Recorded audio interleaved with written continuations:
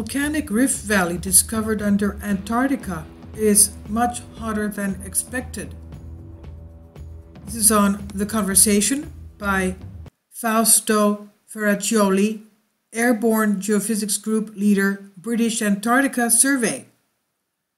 The Thwaites Glacier is one of the most rapidly changing in Antarctica. It's been the focus of considerable attention in recent weeks after scientists suggested that this sector of the huge West Antarctica ice sheet was already en route towards collapse due to warming ocean temperatures. A major collapse is part of the ice sheet. This part of the ice sheet could have dire consequences worldwide, with a global sea level rise of potentially up to 3 feet, 1 meter. Some models suggest this could take place comparatively rapidly within a few centuries. Now, you'll see a couple of videos before this one. They have recently found through NASA satellites that there is a new island on West Antarctica.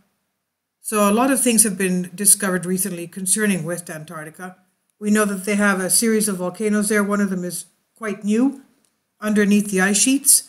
And we know that Antarctica has over 100 volcanoes. And this is what we're going to look at into right now, the Rift Valley under this area of Antarctica. He says here, hidden beneath the kilometers of ice in this rapidly changing part of the continent is a largely unexplored geological feature, the West Antarctica Rift System. It's a rift valley, a strip of volcanic activity thought to extend for more than 3,000 kilometers across the Antarctic continent, provides further heat to melt the ice sheet from below. All right, so the ice sheets are also melting because of the volcanoes, the active volcanoes on Antarctica. The rift is where the Earth's crust has in the past been stretched, pushing magma near to the surface, causing widespread volcanic activity. It's important to establish the amount of volcanic heat from the rift in order to more accurately predict the response of the Thwaites Glacier and in the entire West Antarctica ice sheet to the effects of the warming climate and ocean. Direct measurements of the geothermal heat flux from the rift are, however, difficult and expensive to obtain.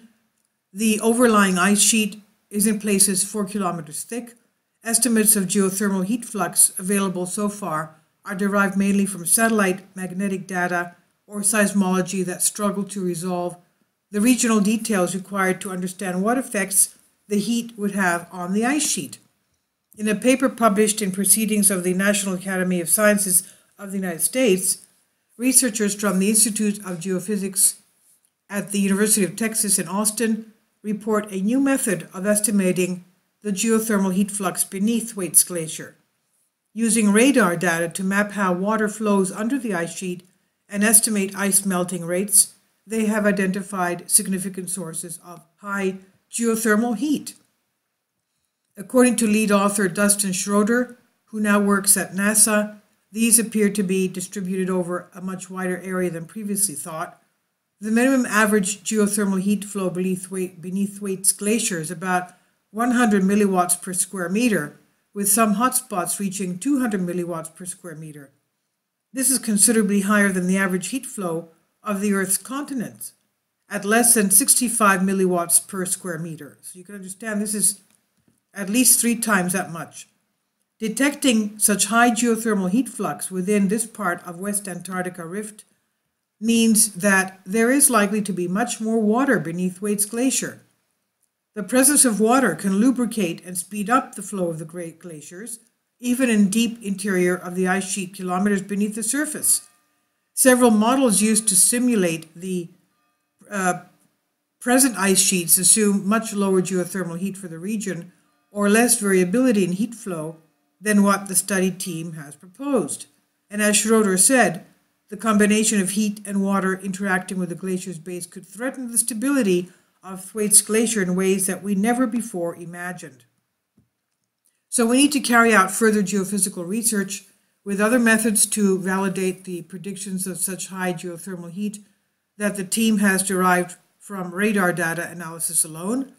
Magnetic and gravity methods have been used, for example, to study rifts and geothermal heat flux patterns in many regions worldwide and could be applied here to obtain an independent perspective.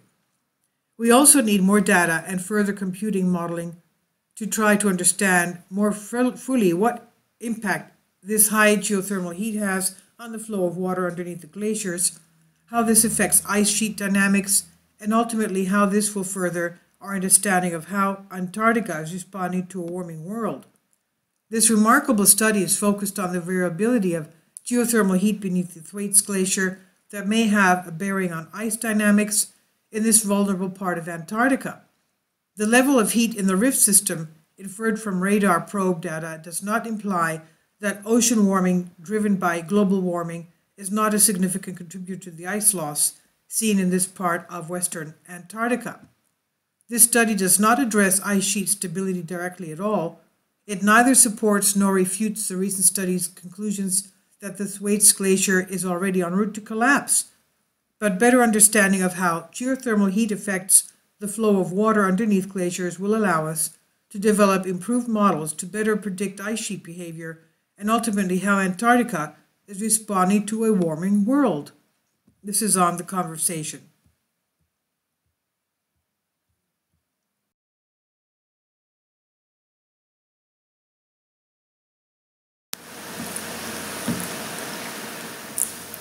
If you'd like to join me on my Patreon account, you will hear content not covered by mainstream media. These riveting stories will be based on my research, and I will state my opinions and give my personal insight on diverse and controversial subjects and world events not covered by mainstream media, and not supported by YouTube guidelines. So whatever I have on my Patreon, most of those will not be on my YouTube channel. Please consider becoming a member today. More of the most significant and important videos will be on my Patreon channel. Your support helps me to continue my research and keeps this YouTube channel alive. And we depend on your support, your generous charity, because we help economically challenged families here in Athens, Greece, in Kapota, and we also help the young generation with university tuition and the community around our church. Thank you.